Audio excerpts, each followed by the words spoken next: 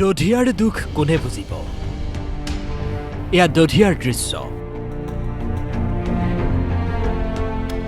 drone কেমেৰাত বন্দী হৈছে দধিয়াৰ এই ভয় লগা দৃশ্যবোৰ শাওণমহীয়া বানত বিপৰ্যস্ত দধিয়াবাসী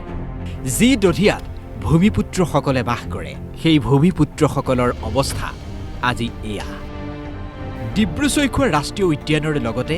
বৃহত্তৰ দধিয়া অঞ্চলত এতিয়া মাটি বিচাৰি পাবলৈ নাই সকলো পানীৰ তলত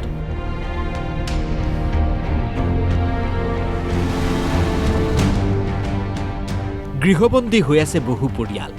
পশুধনৰ সৈতে একেলগে জীৱন নিৰ্বাহ কৰিবলগীয়া হৈছে এইসকল লোকে টুলুঙা নাওখনে জীৱনৰ অন্তিম ভৰসা হৈ পৰিছে অন্তহীন বিলাই বিপত্তি পশুধনৰ তীব্ৰ খাদ্য সংকট এই দধিয়াত এককাল পানীত দাবি দধিয়াবাসীৰ মনৰ খবৰ ল'বলৈ অঞ্চলটোত উপস্থিত হ'লগৈ DY365ৰ সাংবাদিক DY365ৰ সাংবাদিকৰ সন্মুখত ক্ষোভ উষ্মা প্ৰকাশ কৰিলে দধিয়াবাসীয়ে দধিয়াবাসীৰ চোতালত এতিয়া এককাল পানী চাংঘৰত কিদৰে মৰণত হৰণ দি তেওঁলোকে জীয়াই থাকিব লগা হৈছে এই পৰিৱেশটো আমি দেখুৱাম আমি কি ক'ব আপোনালোকে বাহিৰত বহুত দিন মাটিৰ মুখেই দেখা নাই আৰু বাহিৰলৈ এতিয়া ওলাব পৰা নাই ঘৰতে থাকিব লগা হৈছে নাও নাই একো নাই নাও নাই যিকোনো মুহূৰ্ততে আপোনালোকৰ ঘৰত পানী সোমাব পাৰে হয় নাই ভয় লাগে নাই ৰাতি ভয় লাগে শুবলৈ টাইম নহয় নোৱাৰে হ'ব নোৱাৰে টোপনি নহয় এতিয়া ঘৰৰ ভিতৰতে আপোনালোকে থাকিব লগা হৈছে এনেকে থাকে আৰু এনেকৈ থাকে বাহিৰলৈ ওলাব নোৱাৰে একেবাৰে হয় এনেকে কাৰা হৈ থাকিব লাগিব পানীৰ ভিতৰত আৰু টোপনি ধৰে নধৰে ৰাতি ক'ত ভয়ত পৰ টোপনি হ'ব ভয় লাগিব না টোপনি লাগিব কেতিয়া পানী আহে একো ক'ব নোৱাৰে কি কৰিম এনেকৈ মৰা জীয়া মাজত আছে আৰু হয় চৰকাৰে অকণমান সহায় সহযোগ কিবা নিদিয়ে নেকি বেলেগ ঠাইলৈ আপোনালোক লৈ যাব লাগে হয় নাই ভাল নিৰাপদ ঠাইলৈ মুখ্যমন্ত্ৰী হিমন্ত বিশ্ব শৰ্মাক কিবা অনুৰোধ কৰিব নেকি এতিয়া কি ক'ব কেনেকৈ ক'ম জেগা লাগিব কি মাটি লাগিব নে কি মাটি লাগে মাটি নহৰে কি ক'ত কি কাবি খেতি কৰি পাৰে কি কৰিব একো উপায় চুপায় নাই চাৰ খাইদা আমালোকে এতিয়া পানী দেখি পাইছে উপায় আপোনালোকে দেখি পাইছে এতিয়া পানীৰ ওপৰতে মই বৈ আছোঁ এতিয়া বুঢ়ী মানুহ নোৱাৰে চোৱাৰে বছৰ ধৰি আপোনালোকৰ এই ৰুদ্ৰকা আমি দেখিছোঁ চাৰিওফালে পানী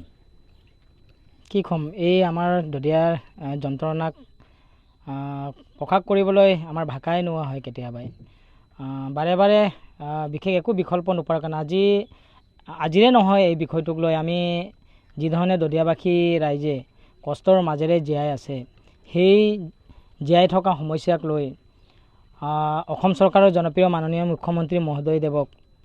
মোৰ দৰে যে অসমত কম বয়সৰ ল'ৰাই কোনো দিনেই মুখ্যমন্ত্ৰীক সাক্ষাৎ কৰিবলৈ সাহস গোটোৱা নাই চাগে কিন্তু মই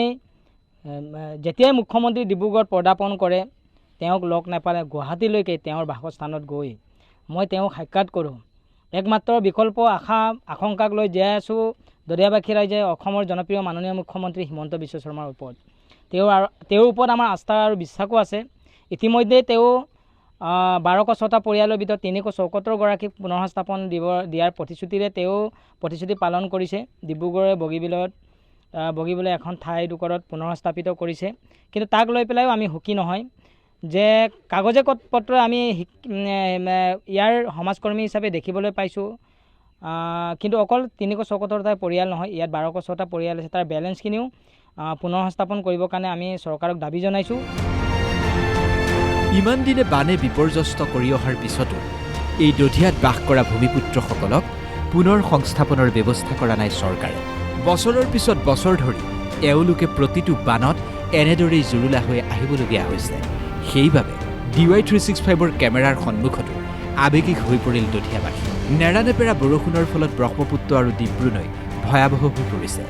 মুখলধাৰ বৰষুণৰ বাবে দধিয়াবাসীৰ এতিয়া পেটতে হাত ভৰি লুকাইছে কাৰণ পানী বাঢ়ি থাকিলে এওঁলোকৰ অৱস্থা আৰু তথৈবচ হৈ পৰিব সময় থাকোঁতেই এওঁলোকক পুনৰ সংস্থাপনৰ ব্যৱস্থা কৰক চৰকাৰে এয়া এওঁলোকৰ দীৰ্ঘদিনীয়া দাবী চাবুৱাৰ পৰা ভিডিঅ' জাৰ্নেলিষ্ট ৱাছিম খানৰ সৈতে প্ৰশান্ত কোঁৱৰৰ ৰিপৰ্ট DY365